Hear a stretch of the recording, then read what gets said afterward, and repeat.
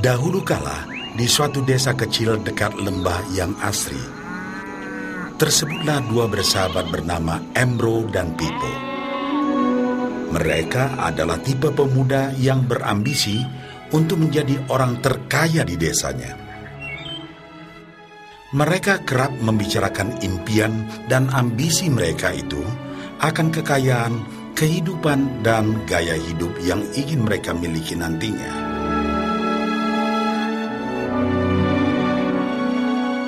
Mereka tidak takut untuk bekerja keras, hanya saja mereka masih belum mendapatkan kesempatan untuk dapat mewujudkan cita-cita mereka.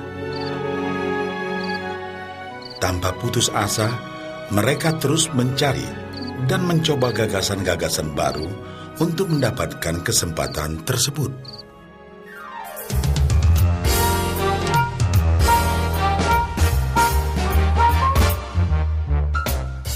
Hingga suatu hari, kesempatan itu pun datang. Desa mereka membutuhkan lebih banyak air. Oleh karena itu, kepala desa mempekerjakan Embro dan Pipo untuk mengambil air dari mata air di gunung untuk dibawa ke tempat penampungan di desa. Mereka akan dibayar sesuai dengan banyaknya air yang dapat mereka bawa. Maka mereka berdua pun menyambut dengan baik kesempatan ini. Embro dan Pipo pun segera melaksanakan pekerjaan tersebut dengan bersemangat.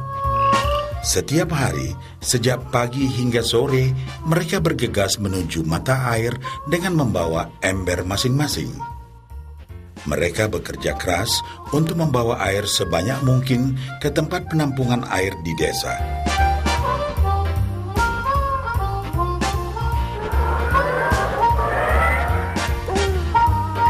Menjelang sore hari, mereka pun pulang dengan membawa upah dari hasil jerih payah mereka hari itu. Embro merasa puas sekali dengan pekerjaannya itu dan besarnya upah yang ia dapatkan. Dia yakin bahwa dengan pekerjaannya ini, ia bisa segera mewujudkan cita-citanya. Bahkan untuk menambah penghasilannya, Embro membuat ember yang lebih besar agar dapat lebih banyak membawa air. Embro yakin dengan penghasilannya sebesar itu, tak lama lagi ia bisa segera membeli sapi dan memiliki gubuk baru yang ia idam-idamkan.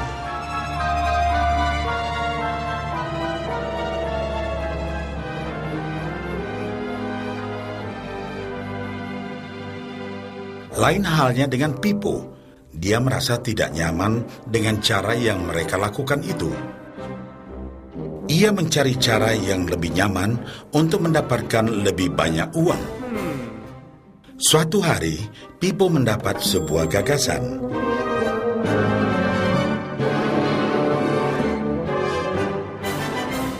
Ia berniat membangun sebuah saluran pipa yang akan mengalirkan air dari mata air langsung ke tempat penampungan air di desa. Dengan saluran pipa tersebut, ia akan mendapat lebih banyak air tanpa perlu lagi membawa ember ke mata air. Ia sangat antusias dengan gagasannya ini. Pipo pun mulai menceritakan gagasannya ini kepada Embro dan mengajaknya bekerja sama. Tetapi Embro tidak sependapat. Ia bahkan mentertawakan gagasan Pipo tersebut karena merasa dirinya mampu mendapatkan lebih banyak uang. Embro pun lebih sering lagi mengambil air dengan ember dan bahkan menggunakan ember yang lebih besar agar dapat membawa lebih banyak air ke desanya. Dengan cara ini, Embro yakin penghasilannya akan meningkat.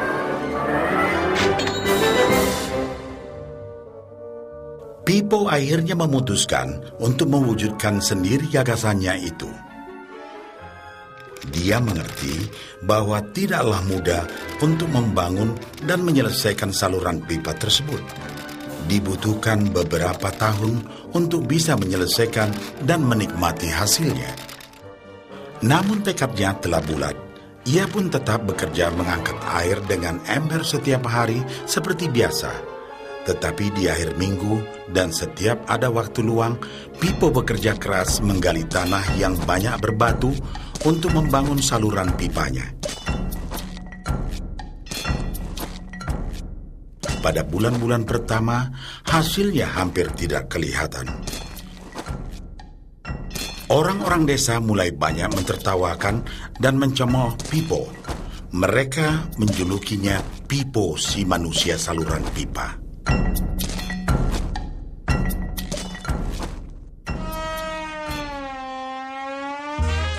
Sementara itu, penghasilan Embro telah meningkat 2 kali lipat.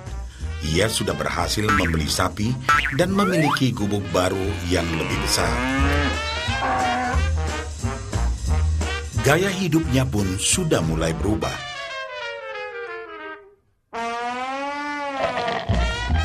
Ia sering menghabiskan waktu sepulang kerja di bar, menikmati hasil jerih payahnya mengangkat ember. Namun, tanpa disadari, badan Embro kini mulai jadi bungkuk karena begitu beratnya ia harus mengangkat ember besar setiap hari. Raut mukanya pun terlihat kelelahan.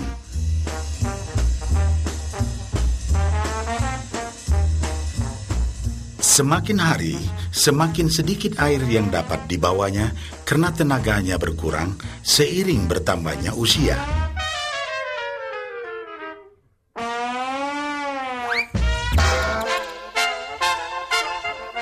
Bulan berganti bulan, tahun berganti tahun. Dan akhirnya, Pipo berhasil menyelesaikan saluran pipanya.